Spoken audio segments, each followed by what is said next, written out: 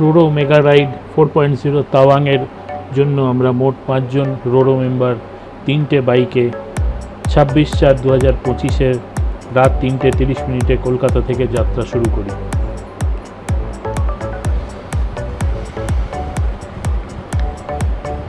আমরা এখন রয়েছি লেক টাউনে, ক্লক টাওয়ার বিগ বেনের কাছে। এখানে একটা ছোটো ক্রসিং আছে, ক্রসিংয়ে আমরা অপেক্ষা করছি। ক্রসিং ছাড়লে আমরা এগিয়ে যাব। আজকের গন্তব্য আমাদের জলপাইগুড়ি ভায়া ডালখোলা বকখালি রোড, NH12 আর NH27, ফুলবাড়ি হয়ে বেলাকোবা হয়ে জলপাইগুড়ি। প্রায় 601 কিলোমিটারের যাত্রাপথ। গুগল ম্যাপ অনুযায়ী 13 ঘন্টা 15 মিনিট দেখাচ্ছে। আমরা এখান থেকে সোজা যাব NH12-এর ওপরে সরাইখানা রেস্টুরেন্টে, যেখানে সৌভিক আর স্বর্ণালী আমাদের জন্য অপেক্ষা করছে। তো সেখান থেকে একসাথে আমরা 5 জন মিলে আবার যাত্রাটাকে এগিয়ে নিয়ে যাব।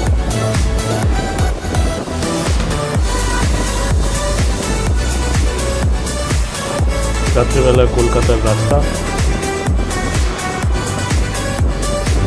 মোটামুটি ফাঁকাই রয়েছে। আমরা এই রাত্রেবেলাতে যাত্রা শুরু করার একটাই কারণ, যাতে গরমটা একটু কম লাগে, কারণ এখন কলকাতায় খুবই গরম।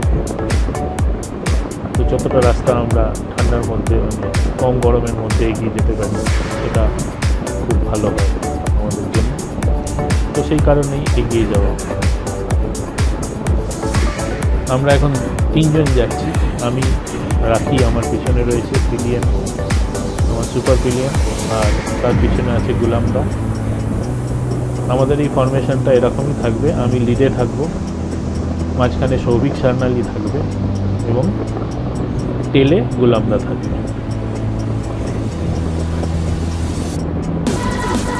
চলুন এগোতে থাকি আর রাত্রের কলকাতাকে দেখতে দেখতে এগিয়ে যাই।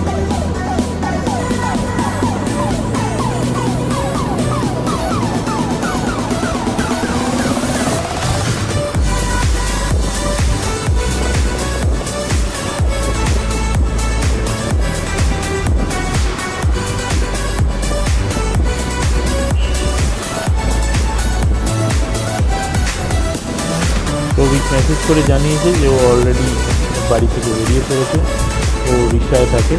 তো সরাইখানা রেস্তোরাঁ ওখানে ওয়েট করবে, ওখানে এসে আমাদের সাথে মিট করার কথা। আমার মনে হয় আমরা হয়তো একটু আগে ওখানে পৌঁছে যাব, দেখা যাক।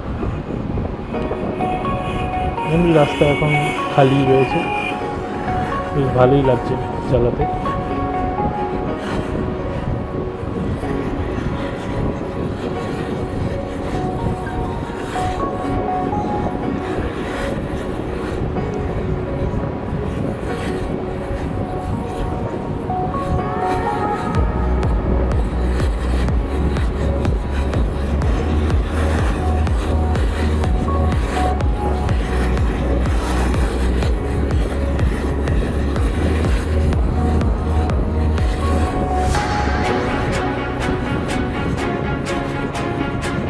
কেষ্টপুর ব্রিজের উপর দিয়ে চলেছে।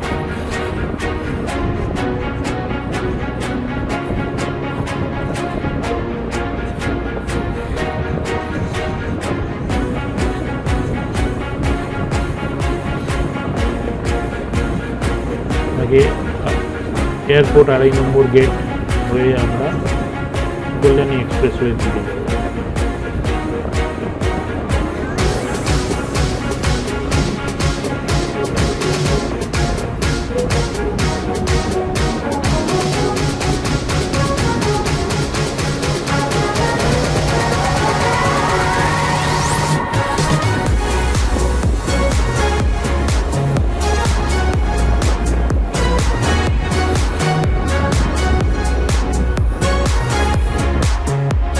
সরাইখানা রেস্তোরাঁ থেকে আমরা একসাথে 5 জন হয়ে গেলাম।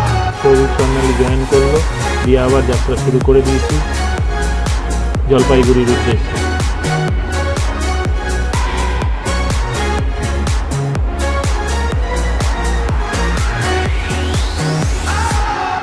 এখন আমরা রয়েছি লালখোলা বকখালি রোড,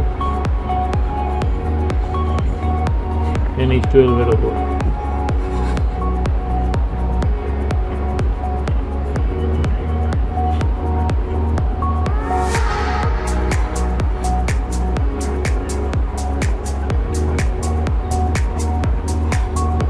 সকাল হয়ে গেছে।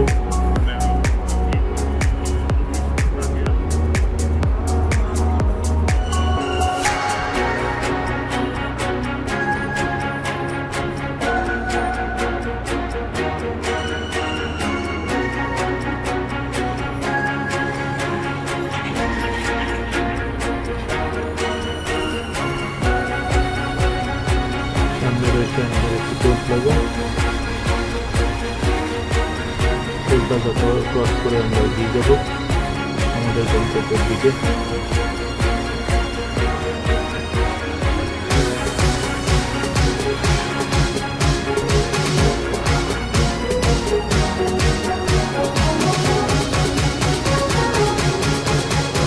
ছবি একটু আগে গেল, একটু আগে পাঠালাম যাতে আমরা এটাকে পুরোপুরি রেকর্ড করতে পারি।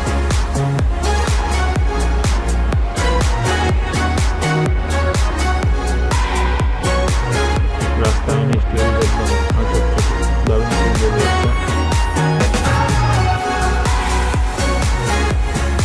চারদিকে মনোরম দৃশ্য, তার মধ্যে আমরা ছুটে চলেছি জলপাইগুড়ি। আমরা প্যাডলিং করতে।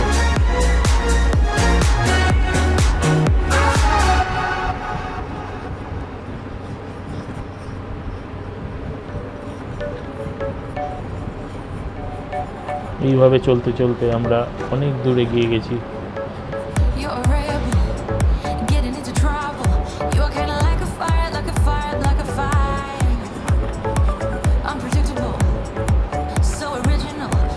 কিছুক্ষণের মধ্যেই হয়তো আমরা ফারাক্কা পৌঁছে যাব, ফারাক্কা ব্রিজ ক্রস করব।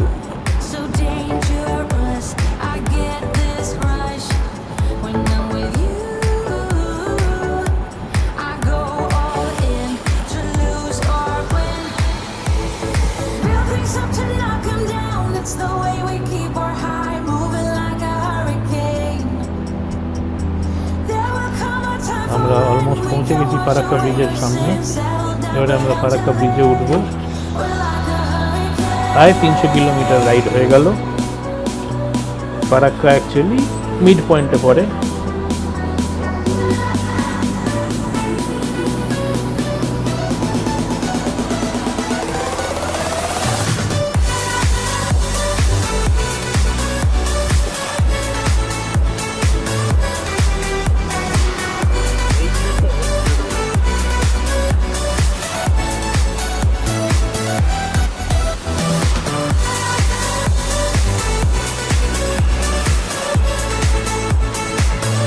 যতবার আমরা উত্তরবঙ্গের দিকে যাই ততবার আমাদেরকে এই ফারাক্কা ব্রিজ ক্রস করতে হয়। এই নিয়ে আমি হয়তো 3 বার ফারাক্কা ব্রিজ ক্রস করছি। এর আগে নর্থ আর ইস্ট সিকিম যখন এসেছিলাম তখন ফারাক্কা ব্রিজ ক্রস করেছিলাম। তারপরে দার্জিলিং যখন এসেছিলাম তখন ফারাক্কা ব্রিজ ক্রস করেছিলাম। আর তারপর এখন অরুণাচল যাচ্ছি, আবার ফারাক্কা ক্রস করছি, ফারাক্কা ব্রিজ ক্রস করে যাচ্ছি। তো ফারাক্কা ব্রিজের সঙ্গে অনেক আমাদের রাইডারদের স্মৃতি জড়িয়ে থাকে।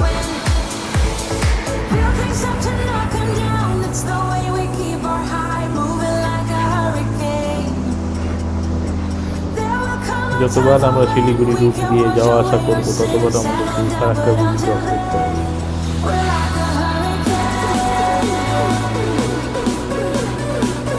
ফারাক্কা ব্রিজ এখন খুবই ফাঁকা রয়েছে, খুব বেশি জ্যাম নেই। কিছু কিছু সময় মারাত্মক রকম জ্যাম হয়, কিছু সময় হয়তো রাস্তা সারানো হয় তখন। সেই জন্য কারণ এই রাস্তার ওপর খুব হেভি ট্রাফিক থাকে, প্রচুর গাড়ি এই ফারাক্কা ব্রিজ দিয়ে পাস করে।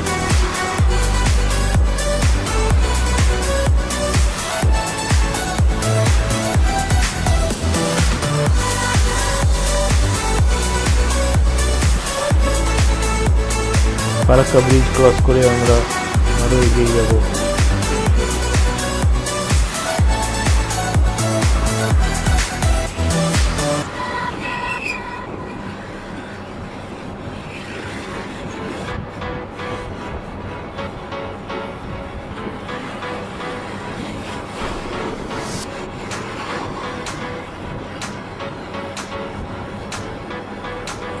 রায়গঞ্জ, কিষানগঞ্জ, ইসলামপুর হয়ে আমরা ফুলবাড়ি দিয়ে বেলাকোবা হয়ে আমরা জলপাইগুড়ি যাব।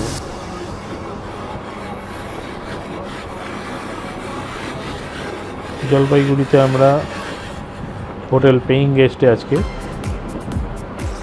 থাকবো।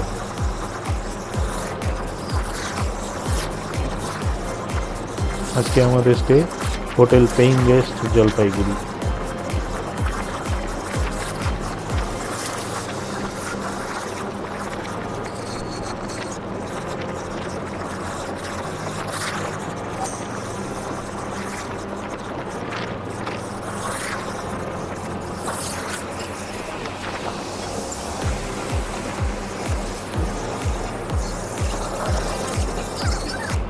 আস্তে আস্তে বিকেল হয়ে এসছে, আমরা বেলাকোবা হয়ে জলপাইগুড়ির দিকে ঢুকছি। আর কিছুক্ষণের মধ্যেই হয়তো আমরা আজকের দিনের রাইড শেষ করব। জলপাইগুড়িতে আমরা হোটেল পেইং গেস্টে থাকবো আজকে, কালকে সকালে আবার বেরোবো। আজকের মতন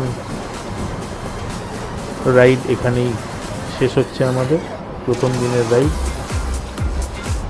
দেখার জন্য সবাইকে অসংখ্য ধন্যবাদ। নমস্কার।